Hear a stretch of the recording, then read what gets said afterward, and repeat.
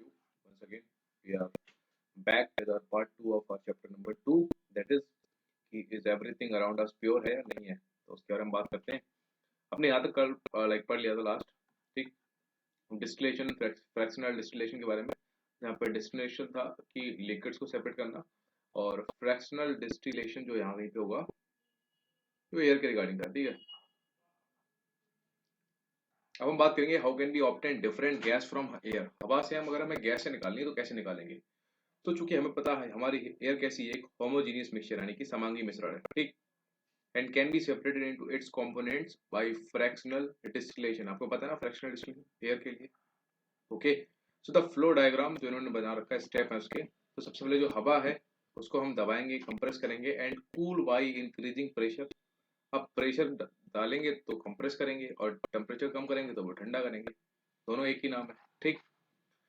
फिर जो हवा है वो लिक्विड स्टेट में जाएगी, लिक्विड बन जाएगी तो अलाउ करेंगे उसको टू वार्म अप स्लोली। अब उसको धीरे धीरे गर्म करेंगे इन फ्रैक्शनल डिस्टिलेशन कॉलम। ऐसा क्या होता है, जब हम धीरे धीरे इसको टेम्परेचर देंगे ना, तो हर एक चीज का ना एक टेम्परेचर होता है कि मान लो इतने पे ये वाली गैस निकलेगी, इतने टेम्परेचर पे ये वाली गैस निकलेगी, और उन टेम्परेचर के अकॉर्डिंगली हम हर किसी का एक कॉलम बना रखेंगे और उन्हें हम सेट कर लेंगे। फॉर एग्जाम्पल जैसे कि इसमें देखा कि gases get separated at different Heights of temperature बता रहे हैं यहाँ पे। तो जैसे कि डिग्री सेल्सियस दे रखा है कि ऑक्सीजन का जो बॉइलिंग पॉइंट होता है वो -183 सेल्सियस होता है, ठीक।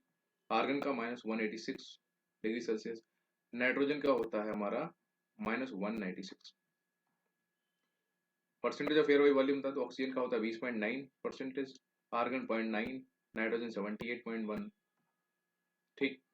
So flow diagram shows the process of obtaining gas from air. So if we want oxygen gas from air, we have to separate out all the other gases present in the air. जितनी भी होंगी हमें सबको अलग करना होगा अगर हमें ऑक्सीजन चाहिए, ठीक है। So the air is composed by increasing the pressure, ठीक है, हम दबाव बढ़ाएंगे और टेम्परेचर कम करेंगे by decreasing the temperature to get liquid air। हमको हवा मिल गई लिक्विड वाली, and this liquid air is allowed to warm up slowly in a fractional distillation column, जहां पर gases get separated at different heights depending upon their boiling point, ठीक। तो अब बता रहे हैं इनका कुछ आंसर दो, क्या arrange the gases present in air in increasing order of the boiling points वगैरह वगैरह छोड़ो। यहाँ पे दे रखा है कि how can be obtain pure copper sulphate from an impure sample. अभी हमें एक आइटम से दूसरा आइटम निकालना है कि प्योर कॉपर से अगर हमें इम्प्योर सैंपल निकालना है, सॉरी इम्प्योर सैंपल से प्योर कॉपर निकालना है, उल्टा बोल दिया। तो उसके लिए हम क्या यूज करते हैं, तो यहाँ पे कुछ उन्होंने वही दे रखा है, अब हम यहाँ पे सीधे पढ़ेंगे, ठीक। तो अगर हमें इम्प्योर क्रिस्टल से कॉपर निकाला है तो उसका प्रोसेस का नाम है क्रिस्टलाइजेशन।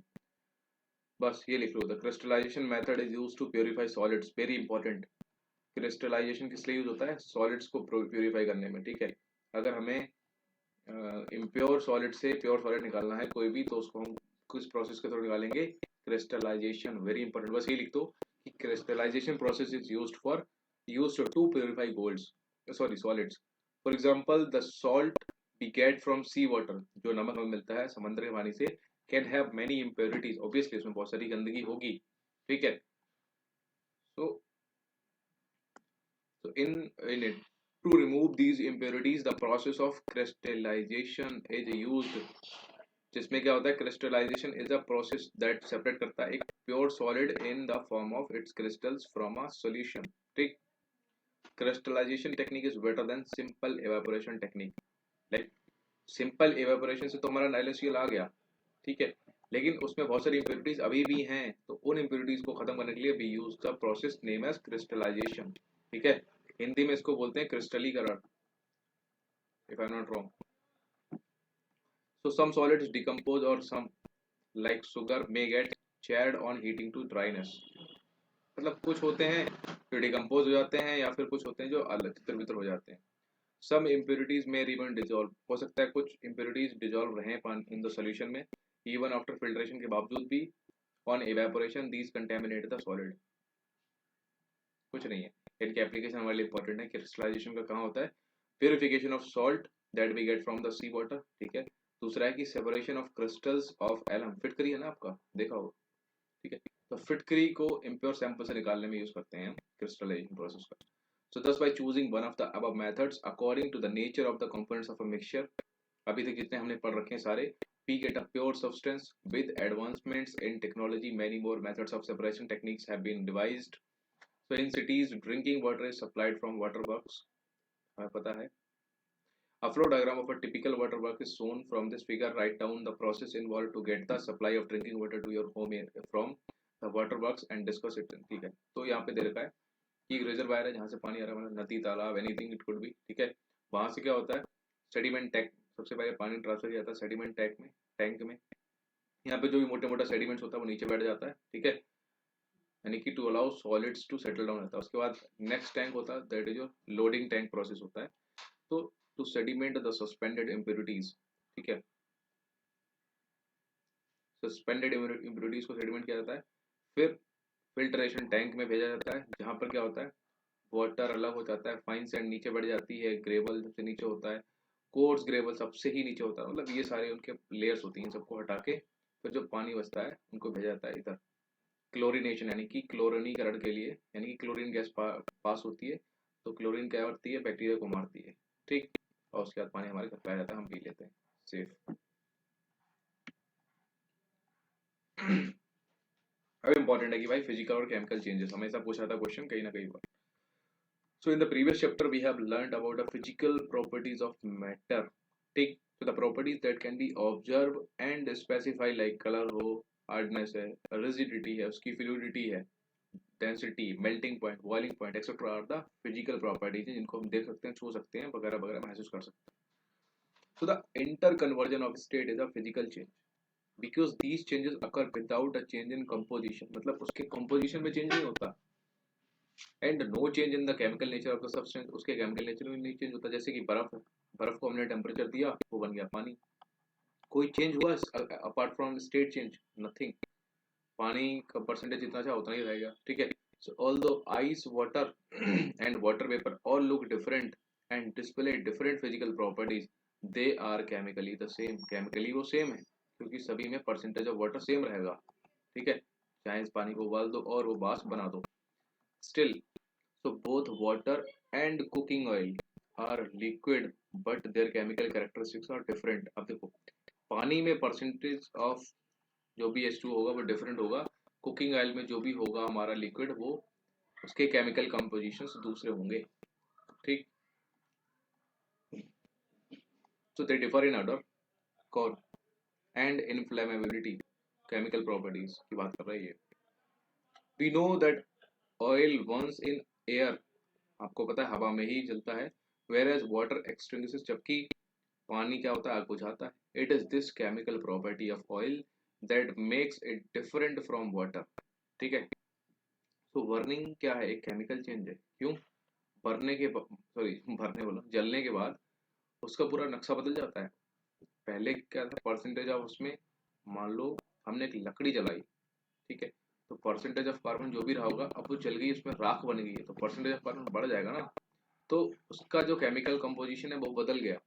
ठीक, so during this process one substance reacts with another to undergo a change in chemical composition, and chemical change brings change in the chemical properties of matter and we get new substance. हमें chemical उसमें एक नया substance मिलता है, and a chemical change is also called a chemical reaction. So during burning of a candle, ये very important, burning of a candle कौन सा change है, ये दोनों change है एक्चुअली, both है, फिजिकल भी है और केमिकल चेंज भी है. लाइक तो कैसे कि भाई मोम जल गया, कुछ जल जाता है कुछ बच जाता है, उसको हम दोबारा बना सकते हैं. मोम का कम परसेंटेज जो इस मोम में था, पिघलने के बाद जो बनेगा उस मोम में भी सेम परसेंटेज ऑफ कम वो भी रहेगा, बस क्वांटिटी कम हो जाएगी. इनको आप कर लेना. जैसे कटिंग ऑफ ट्रीज, ये कैसा है, ये फिजिकल है. क्यों? पेड़ कट गया, कटिंग ऑफ ट्रीज, उससे आप दोबारा बना सकते हो पेड़. ठीक है, तो पेड़ कटने के बाद जो परसेंटेज ऑफ जो भी रहेगा वो सेम रहेगा हर एक लट्ठे में. ठीक है, melting of butter in a pan, ये कैसा चेंज है, बटर पिघल गया पेन में ही है, तो उसका कैसा है, ये फिजिकल चेंज है भाई, केमिकल चेंज नहीं है. क्यों? क्योंकि इसमें कोई नया कंपोजिशन हमें नहीं मिला है, वही है बस पिघल गया है. रस्टिंग ऑफ अलमीरा, ये है केमिकल चेंज। क्यों? क्योंकि पहले जब रस्टिंग नहीं थी तो इसका कॉम्पोजिशन अलग था, लेकिन अब उसमें हमारा एटमॉस्फेयर में जो भी प्रेजेंट था, मतलब क्या उसको बोलते हैं, आयरन ऑक्साइड समथिंग, जो उसमें रस्टिंग में काम आता है, मतलब रेस्टिंग कराता है, तो वो उसमें मिल गया। ठीक। तो boiling of water to form stream, steam बना रहा है तो केमिकल कंपोजिशन चेंज हाँ नहीं होगा, तो ये कैसा है? फिजिकल चेंज है। Passing of electric current through water and the water breaking down into hydrogen and oxygen gases के, अगर हाइड्रोजन और ऑक्सीजन से निकल रहा है तो ये कैसा है? सोचो, इलेक्ट्रिक करंट पास हो रहा है water and water break down हो रहा है हाइड्रोजन और ऑक्सीजन में, तो ये केमिकल चेंज है या फिर फिजिकल चेंज है? हम्म, मेरे ख्याल से ये है फिजिकल चेंज। क्यों? अच्छा नहीं, सॉरी सॉरी, ये होगा केमिकल चेंज, राइट।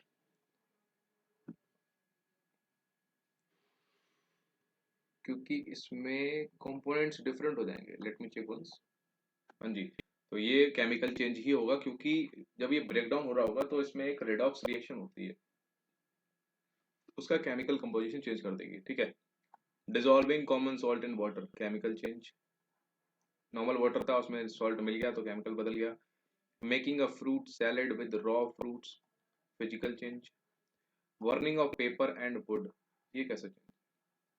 अभी बताया, केमिकल चेंज। ठीक। चलो अब आगे पढ़ते हैं।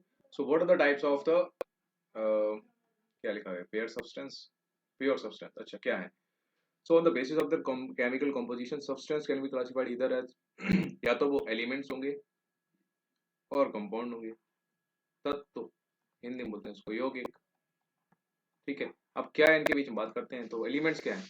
और Robert Boyle was the first person जिन्होंने डिस्कवर किया था इसको एलिमेंट इन 1661, लेकिन एंटोनियो लॉरेंट लेवासिए 1743 से 1940 फ्रेंच केमिस्ट थे, was the first to establish an experimentally useful definition of an element।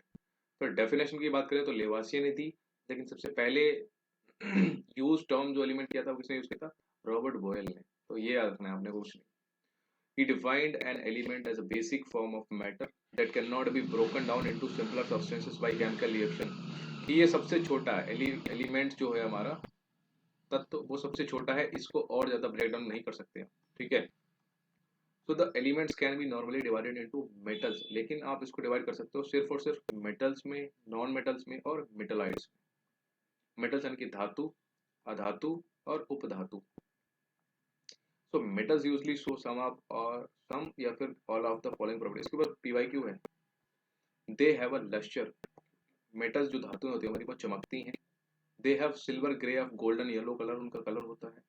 They conduct heat and electricity, हमें पता है मेटल्स दोनों के गुड कंडक्टर होते हैं, चाहे वो हीट हो चाहे वो इलेक्ट्रिसिटी हो। They are ductile can be drawn into wires, मतलब इतने उनमें तन्यता का गुण होता है, उनको खींच के तार बना सकते हो। They are malleable can be hammered into thin sheets. आपने कभी बर्फी खाई ना, उनके ऊपर जो व्हाइट शीट लगी होती है, पता है किसकी होती है? चांदी की होती है, एल्यूमिनियम की होती है यार। They are sonorous, make a ringing sound when hit, आवाज भी करते हैं। तो एग्जांपल्स ऑफ मेटल्स आर, जैसे कि गोल्ड हो गया, सिल्वर हो गया, कॉपर हो गया, आयरन और सोडियम, पोटेशियम। उसमें कुछ एक एक्सेप्शन है, जैसे कि मरकरी, जिसको हम Hg बोलते हैं या पारा भी बोलते हैं। तो mercury is the only metal है दैट इज लिक्विड होता है at room temperature, others are solid. ठीक है। नेक्स्ट हमारा non metals. So non metals usually show some और all of the following properties. Number एक, नॉन मेटल क्या होते हैं? They display a variety of colours, non metal में colour होता है। ठीक है। They are poor conductors of heat and electricity, इनसे पास नहीं होती है। ठीक है। They are not lustrous, sonorous और मेलिएबल, इनको पीट नहीं सकते, इनको खींच के तार नहीं बना सकते, इनको पतली शीटों में नहीं मार सकते हो। ठीक। तो एग्जांपल्स क्या हैं इनके? जैसे कि हमारा हाइड्रोजन हो गया, ऑक्सीजन हो गया, आयोडीन हो गया, कार्बन हो गया, coal, coke, bromine, bromine sorry, chlorine, chlorine हो गया। Some elements have intermediate properties between those of metals and non. अब कुछ ऐसे हैं जो इन बीच के रह गए भाई, ना ही मेटल है ना ही नॉन मेटल है, कुछ मेटल भी है कुछ नॉन मेटल है। They are called metalloids. और मेटलाइट्स के एग्जांपल इंपॉर्टेंट होते हैं, जैसे कि बोरान हो गया, silicon boron, silicon, germanium, etc. ठीक, हम बात करते हैं इस साइड में हमारे लिए जो इम्पोर्टेंट है, that is the number of elements known at present are more than 100। अभी हम एलिमेंट्स की बात करें तो अभी कितने हैं, 100 से ज़्यादा हैं। ठीक, 92 एलिमेंट्स जिसमें क्या है नेचुरली मिले हैं हमें, एंड रेस्ट जो कि हमारे 8 बचते हैं, 8 या जो भी हैं प्लस, वो हमारे कैसे हैं? बनाए हुए, तो 92 ही हमारे मैन मेड। ठीक, सो मेजोरिटी ऑफ द एलिमेंट्स और सॉलिड है, उनमें से 11 एलिमेंट्स जो भी हैं उनके वो गैस स्टेट में है रूम टेम्परेचर पे, मतलब मैक्सिमम है सॉलिड, 11 है हमारे लिक्विड, सॉरी गैस स्टेज में है, 2 हैं जो लिक्विड है रूम टेम्परेचर पे, नंबर 1 मरकरी और दूसरा हमारा ब्रोमीन। अब पता है ब्रोमीन क्या था? इफ यू रिमेम्बर, देखो इधर देखो, ये ब्रोमीन क्या है, ये नॉन मेटल है, ध्यान रखना। लेकिन यहाँ पे एलिमेंट्स की बात करें तो यहाँ पे इन्होंने दे दिया। तो 2 elements are liquid at room temperature, number 1 mercury जो एक मेटल है, ब्रोमीन जो एक नॉन मेटल है। लेकिन 2 और हैं ऐसे एलिमेंट्स, वेरी इंपॉर्टेंट है, ये क्वेश्चन आएगा इन पे इस बार, मैं बहुत श्योर हूँ इनके लेके। एक है गैलियम और एक है हमारा सीजियम। ये दोनों को अगर टेम्परेचर थोड़ा बढ़ा दो, ठीक है, स्लाइटली रूम टेम्परेचर से थोड़ा ज़्यादा बढ़ा दो, तो ये भी लिक्विड बन जाएंगे। नाम है उनका गैलियम एंड सीजियम। ओके, चलो अब बात करते हैं हमारा कंपाउंड यानी कि यौगिक के बारे में। तो अ कंपाउंड एक सब्सटेंस है कंपोज्ड ऑफ 2 या फिर ज़्यादा एलिमेंट्स का मिला हुआ, chemically combined with one another in fixed proportion में होता है, वेरी इंपॉर्टेंट है।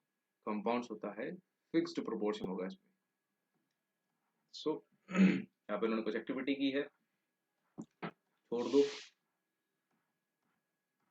यहाँ पे हमारे लिए ये इंपॉर्टेंट है।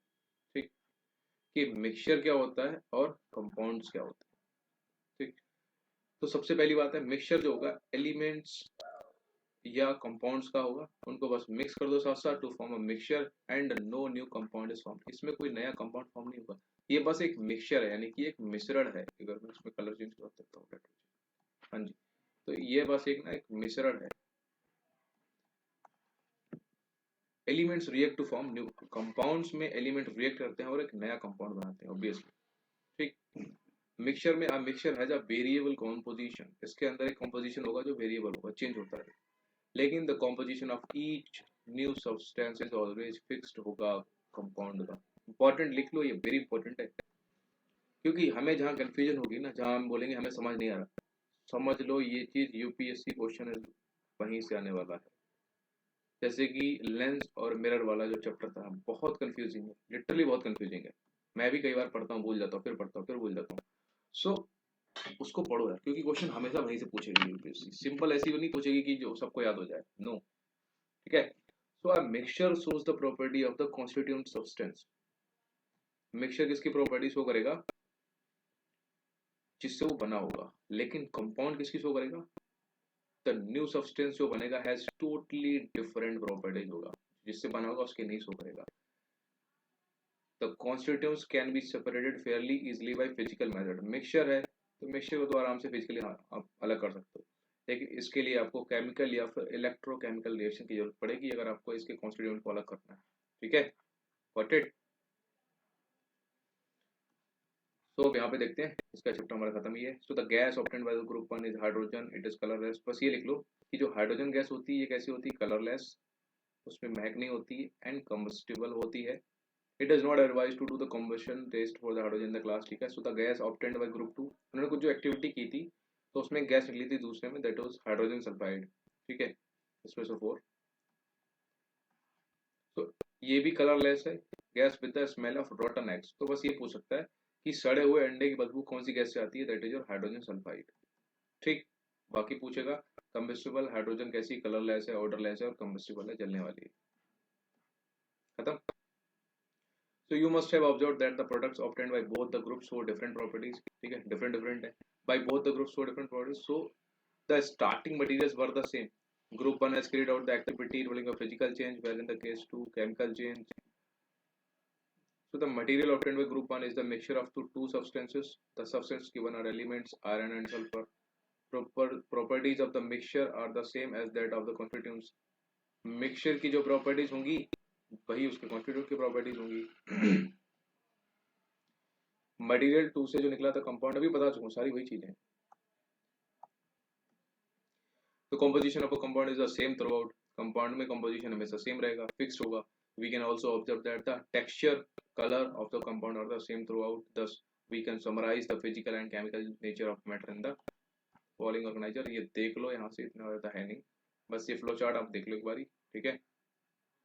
और उसके बाद आपका ये chapter finish, you are done with your within 25 minutes. Matter की बात कर रहे थे हम, सॉलिड लिक्विड गैस में होता है, उसको दो टाइप के होते हैं, एक होता है प्योर, एक होता है हमारा इम्प्योर, सॉरी जिसको बोलते हैं मिक्सचर। अब प्योर जो है, प्योर सब्सटेंस, उसमें दो आते हैं, एक होता है हमारा एलिमेंट, एक होता है हमारा कंपाउंड। एलिमेंट को हम और ज्यादा छोटे समूह में नहीं तोड़ सकते क्योंकि वो सबसे छोटा है, ठीक। रॉबर्ट बोले ने डिस्कवर किया था पहली बार, मतलब यूज किया था, लेवासी ने पहली बार एक्सपेरिमेंट किया था।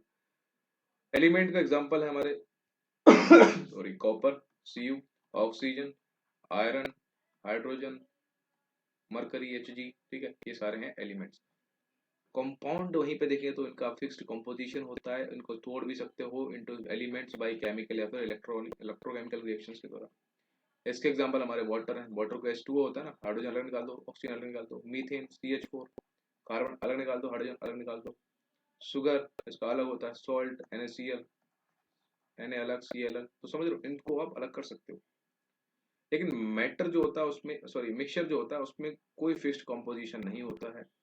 ये मिक्सचर समांगी भी हो सकता है, होमोजीनियस या फिर हेट्रोजीनियस भी हो सकता है। अब जो होमोजीनियस है वो उसमें कैसा होगा, कॉम्पोजिशन यूनिफॉर्म होगा, एक समान होगा, और जो विषमांगी है उसमें एक समान नहीं होगा ऑब्वियसली।